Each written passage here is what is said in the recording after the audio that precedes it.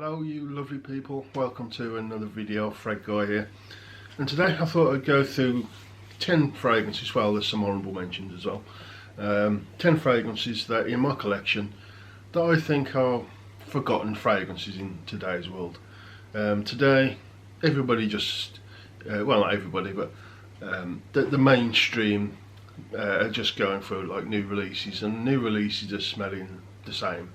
That everyone's copying each other, everyone's copying like Invictus, or everyone's copying Azara Wanted, which is in Invictus. You get the idea. And I mean, if people are happy doing that, then all to themselves, and of course. But I don't want to smell like everyone else. I'm not a sheeple. I don't do, well, it's obvious, I don't do fashion. You know, somebody says this is what you've got to wear because this is now what's popular, because I'm putting it out and I'm saying so, and they go with it. Just no. And everything I say is coming out, it smells the same.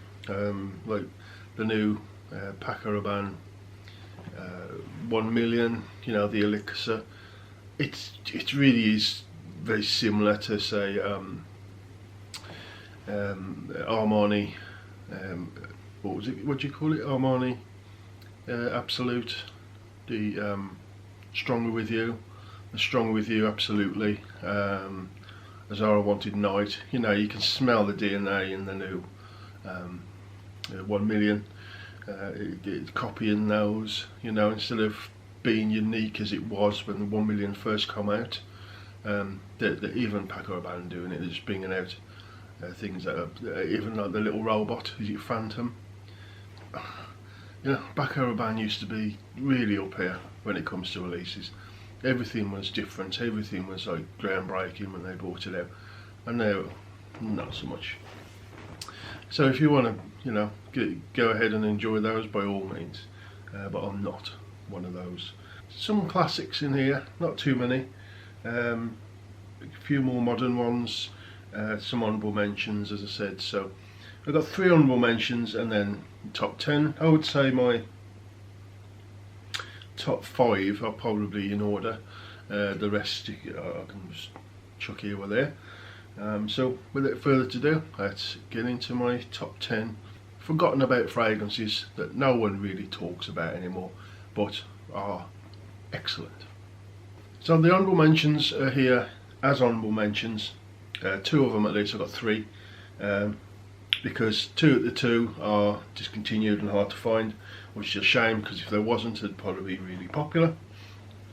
But the one you can still get, I do believe at least, is this one by Valentino, and this one is Ombre. This one no one talks about anymore. It had a bit of a hype maybe 4 or 5 years ago. Everyone really talking about it, and then just disappeared. Don't see it on any lists. So all these really you don't see on people's lists anymore, which is a shame. But this one, it starts off with a nice sort of crisp green apple vibe, dries down to like a dry, almost sandy dry amber. First honourable mention is Valentino Ombre. Okay, we're moving to the 2 discontinued. This one, Versace versus Time for Energy. Quite rare, but again, might only be the only person who really talks about it, because it is quite hard to get. So hence why it's on honourable mention. It wouldn't be fair to be on the top 10 list. But this one I'm wearing today. Also got it in the back of the hand. It starts off very fresh, almost lavender fresh. With some citruses and a bit of spice. Dries down, still fresh and clean, but the spices come up a bit. And the backbone of a very light cedar, so it's coming through. Quite unique. Again, it's on this first spray you think, okay, that smells something similar, but as it dries down, it becomes a bit more unique. So this one, Versace versus what was it again? Time for Endurance, and I forget the name of this one. Right, last honourable mention. This one is one that I always bang on about, and I advise people to buy back in the day, but of course a smaller channel, nobody listens to you. Now this is going for a stupid price. And this one is Cerruti 1881, and this one is the Aqua Forte. Beautiful, beautiful scent. No, nothing overly special, but definitely a beautiful scent. Quite strong. This is like a fresh, clean kind of scent. Citruses, a little bit of herbs. You know, you got these a bit of green in this one. Again, it is quite strong. You don't need many sprays of this, and it lasts and projects most of the day. It really is a sort of freshy, green freshy citrus that actually pushes and lasts. So Cerruti 1881 Aqua Forte. If you can find it at a good price, I suggest you pick one up. Top 10, I'll say the first 5 could be in any order, but this one, yeah, some people mention it. Maybe Danielson, if you don't know him, just put that in Danielson fragrances, and you'll find him. This one, we need to keep these classics alive, people. We need to start sort of buying them and enjoying them instead of just jumping on the bandwagon of every brand new release and forgetting about these, because you keep doing that and these will disappear, and it will be an absolute shame. So, but this one, Yves Saint Laurent, and it is the original EDT of Opium. It's got a cleanness to it, it's got a bit of a soapiness to it, but it's got a starriness to it, a little bit powderiness to it. Still, yes, it's got that old school sort of vibe to it, but again, quite unique. There isn't much that smells like it. You've got some things that are similar. A lot of old school fragrances got a similar vibe or DNA about them, but all different. But you know, a lot of them have got the same sort of thing going on. But this one, for its time, was absolutely a banger. But gravely overlooked these days. Not many people talk about it anymore, apart from people who just love old school stuff. More people need to really give it a try. Right, next one from Paco Rabanne, 90s classic, this one. And yes, there's things that supposedly smell like it, hence probably why it went into the background. This one is Paco by Paco Rabanne. And again, fresh, citrusy, clean, citrusy on the lavenderish side. You know, again, they said there's things that supposedly smell just like it, but and sort of still sell. This one takes a seat at the back, and I don't know why, because it's great. It's still got some good longevity projection. It still smells good, but again, nobody really talks about Paco Rabanne, and it's a shame because it's a good one. So seek it out. It's not expensive. Definitely worth it, at least a try. And it comes in one of these aluminium tins, so you think of you know, your bottle's half empty because it's so light. It's not glass. But yeah, a great forgotten fragrance. Next one that no one really talks about, even I don't talk about it that much, but I do enjoy it, as you see by the level of the juice. Again, another one by Paco Rabanne, and this one is Ultraviolet Man. No one really talks about it, and it's just sort of dying a death. And again, you know, nobody buying it, talking about it, wearing it. It will disappear, unfortunately. Or well, maybe it'll be a good thing, because then this will go up in price. Yeah, Paco Rabanne Ultraviolet Man, definitely very unique, especially when it come out. Violet sweets is how I would describe it, with a plastic metallic edge. It was advertised as like what the future would smell like if everything was like plastic and unnatural, if you will. That's the thing that it was going for, hence the bottle as well. But very unique, and definitely one that you need to try if you haven't. But no one talks about it, and it's a shame, because it's a very unique fragrance. Next one that a lot of the flankers get talked about, because they're always releasing flankers, so you can imagine everyone's talking about the new one. But the original still the best in my opinion. I've tried at least I haven't bought, but I've tried and smelt a lot of the others, and they still don't match up to this original. A lot of the thought was put into the original release, something brand new. And this one is Valentino Man. No one really talks about the original anymore. They talk about all the flankers and the aqua version and all that is in the list, but none of them beat the original. So in my opinion, a beautiful or sort of semi-gourmand. It's got like a chocolatey patchouli edge. What else it's got? It's got like a almond nuttiness to it. Is it almond? Something like chestnut or something like that, nuttiness to it. But then it's got this fresh, almost lipsticky. Well, it's not lipsticky iris. What am I thinking of? Like it's like an iris sort of type of smell, but it's creamy and it's thick. It's not so much like Dior kind of lightness and lipsticky. This is different. But yeah, I think all the other ingredients sort of bring it down and thicken it up and richen it up.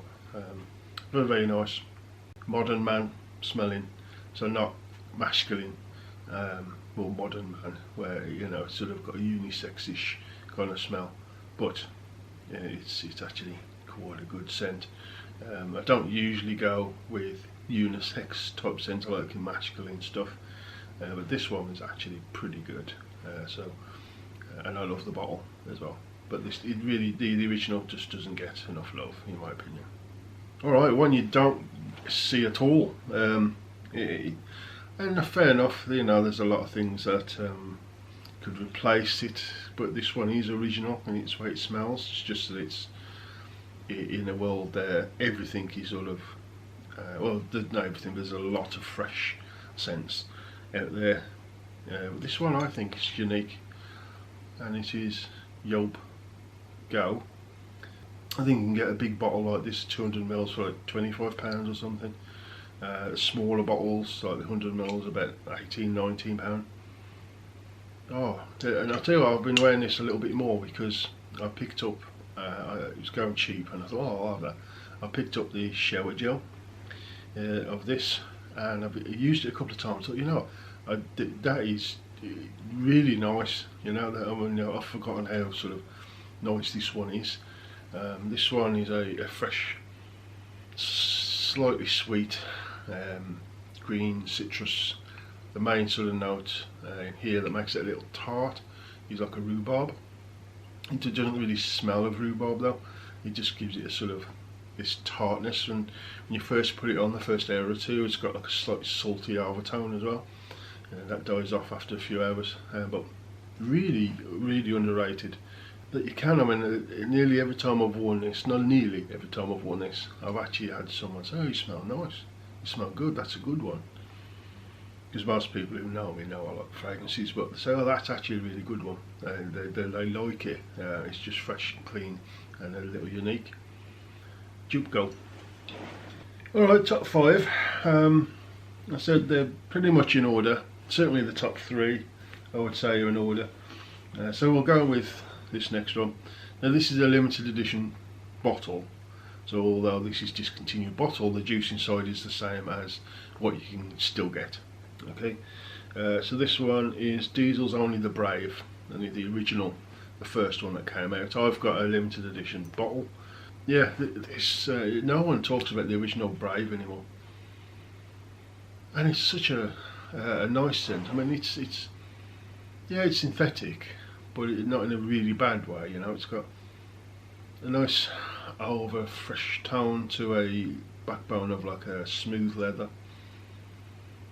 It's got an alluring type of scent. It's just got one of those sort of mass appealing, slightly alluring, masculine, fresh and leathery scents, and it is really nice. It's always been one of my favourite fragrances, the original Only the Brave. A lot of the flankers again just working on this. It smells like a lot of the newer ones of these do actually smell like Eros. I think they've released 2 or 3 that almost smell the same as each other, and they're almost sort of taking on Eros. You know, they're all designers, isn't it? But this one, when it come out, quite unique, and it still smells great. Even today's juice smells pretty good still. So one that no one really talks about, Only the Brave by Diesel. Next, one that I pushed a lot, and a few people have actually purchased this on my reviews, etc., and I keep banging on about it. It's got a little bit more popular because of it, not just about me, but other people have started trying it. There's another one in the range called Japor, which gets all the love and still gets mentioned. This one still doesn't get mentioned. Again, occasionally from people who just enjoy old school fragrances, to mention it occasionally, but no one else does. And this one is Bosure Pour Homme. Again, I've been wearing this a little bit, as you can see it's gone down a fair bit. Just a beautiful old school citrus, classy gentleman's fragrance. No one it's just gone to death, you know. It's one of those, even though I didn't know about it back in the day, you know, no one talked about it. Everyone talked about Japor Homme. It changes as well, you know. You spray this on, old school citrus, changes into something very gentleman and unique. It really does a 180 and smells different. Not completely different, but it does smell different from when you first have it on for a few hours, and then it changes. Beautiful stuff. No one talks about it. Everyone talks about Japor instead. It's a shame, because they're really missing out. If you do like this sort of old school type of citrus, you're really missing out on this one. Next one, no one talks about on it myself, for what I can see. So it's in top 10 lists, and but then again, most people are doing a lot of top 10 lists of putting out brand new fragrances in it, which all smell the same, which defeats an object really of the top 10. But this one, I think it's had a change in its name, but this one is one by Kenzo, and it is Low Par Kenzo Pour Homme. I think the par bit of it is been took out, so it's Low Kenzo Pour Homme, something like that. The bottle looks very similar, just a slight name change. To me, it is one of the best fresh fragrances that on the market you can buy. It's just so refreshing and juicy and light and aromatic, beautiful stuff. Oh, it really is. If you've never tried Kenzo Pour Homme, I don't know what the new stuff is like, because if they've renamed it, they've probably reformulated as well. Well, I've got an older Low Par Kenzo Pour Homme here, but it's so underrated, and yet it's better than any freshie that's coming out right now today. It really is. It blows them all out of the water. It really does. You know, like this deserves to be right up there with things like Acqua di Gio by Armani, and that kind of tier when it comes to fresh scents, because in my opinion it really is that good. So Low Par Kenzo Pour Homme. Right, next one that had a lot of hype for a couple of years and then just died a death, but it's still one of the best cheaper fragrances there is, and this one is 24 gold by the Scent Story, but it's 24 gold. This one in my opinion is, God blimey, it's one of the best sort of woody vanillas that you can get. Niche, middle tier, designer, lower designer, blows them out of the water. This one is, you know, this will rival any good niche dominant vanilla. In my opinion, it's absolutely beautiful. God, I mean, it's such a rich and opulent vanilla with a backbone of a woody scent. But the dominant thing in this, when you first spray it on, you get almost a an oud-like smell with vanilla, but then as it dries down, that tends to just go to the base of a normal wood, if you will, maybe like a cedar or something like that. And then this vanilla, this rich, thick, dominant, pungent vanilla just comes up, and my God, does it smell natural, does it smell fantastic, it smells amazing. In my opinion, one of the best vanilla fragrances you can possibly pick up. So 24 gold, and no one talks about it. No one talks about one of the best vanillas on the market, which is stupid. One of the best vanillas, if not one, you know, I mean, maybe Guerlain's Double Vanille, Double Vanille, this would sit next to it, in my opinion, but no one talks about it. It's died a death. How can one of the best vanillas on the market be gone? Absolute shame. So, in my opinion. So, Scent Stories, 24 gold. Alright, last fragrance, we're getting there. It's going to be a long video. This one is one from Guerlain, and it is their range in this one in total isn't really talked about that much. Yeah, the whole Guerlain Homme range isn't really talked about much at all, and it's sort of a forgotten line almost. But this particular one, Guerlain's Homme Eau de Parfum, which used to be the which used to be the intense version. So it used to be Guerlain Homme Intense. And when they reformulated it and put it in different bottles and a different name, they changed it a little bit for the better, in my opinion. They've put a little bit more slight sweetness to it, a little bit more of the mint, and made it much better. But if you like mint, this one is a boozy mint. It's got a slight spicy rum accord in there, but it's mainly like this herbal mint fragrance, slightly sweet, again with this boozy, slightly spicy boozy side to it. Very underrated, and no one talks about the Homme line, and it never really had a lot of traction anyway. Back in the day, when these sort of started coming out, there was a bit of traction. Rob Zoate's got a fair few views on his the original Homme, the first one, the Eau de Toilette. Then as these started coming out and the Low Bosure got a bit of attention, but apart from that, it's died a death, and no one really talks about the Homme line, and it's a shame because it's a really good, classy men's fresh masculine line from Guerlain, or the new Ideal line, which personally I like, but they're not as good as this line. It might be. This is the best one for me, in my opinion, of the Homme line. Again, if you don't buy them, people, they will disappear, especially from Guerlain. We know Guerlain, if their sales start dropping in something, they can just discontinue it straight away.